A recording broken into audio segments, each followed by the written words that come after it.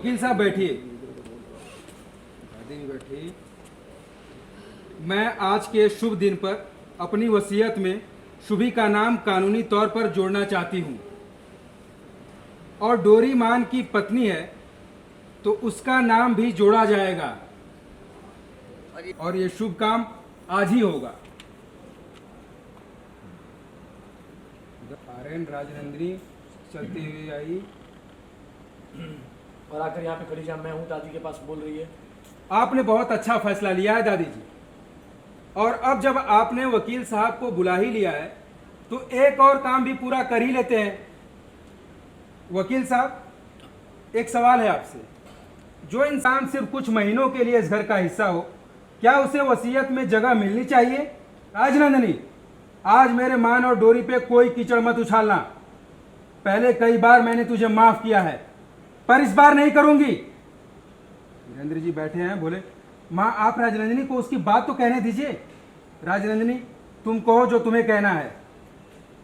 आर्यन ने बोला मेरे कुछ कहने की जरूरत ही नहीं है पापा, वकील साहब खुद ये पढ़कर बता देंगे कि मैं क्या कहने की कोशिश कर रही हूं। वकील साहब, क्या लिखा है इन पेपर्स में? दादी अभी खड़ी हैं इस समय पे और वकील साहब खड़े हो गए। देखा वकील साहब पेपर पढ़ रहे हैं। दिन वाला वकील साहब, क्या लिखा है इन पेपर्स में? खड़े हुए कंफ्यूज हैं, कुछ बोल नहीं रहे हैं। आर्यन ने बोला लगता है वकील साहब को बहुत बड़ा सदमा लगा है पेपर्स पढ़ के। अंबिका ने बोला अरे राजनंदिनी, तो हमको भी तो सदमा दे बेटा। मेरा मतलब है कि हमें भी तो पता चले किस बात के पेपर्स हैं ये। आर्यन ने पेपर्स छीने। ये मान और डोरी के कॉन्ट्रैक्ट मैरिज का एग्रीमेंट है, डेटेड डिवोर्स पेपर हैं, जिसके मुताबिक 6 महीने के बाद इनका डिवोर्स होना तय है।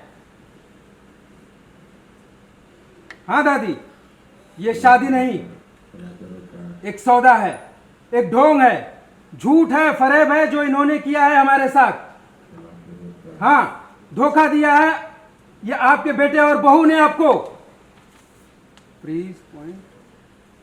ये क्या बकवास है राजनंदिनी? इस सब पर विश्वास करना मैं नहीं कर सकती। आर्यन ने बोला ये बकवास नहीं है दादी, और विश्वास भी करना पड़ेगा आपको, क्योंकि ये रद्दी कागज नहीं है, लीगल पेपर्स हैं, जिसके हिसाब से मान और डोरी की शादी असली नहीं है। डोरी सिर्फ 6 महीने के लिए मान की पत्नी है। आसान भाषा में अगर समझाऊं तो डोरी मान के किराए की पत्नी है।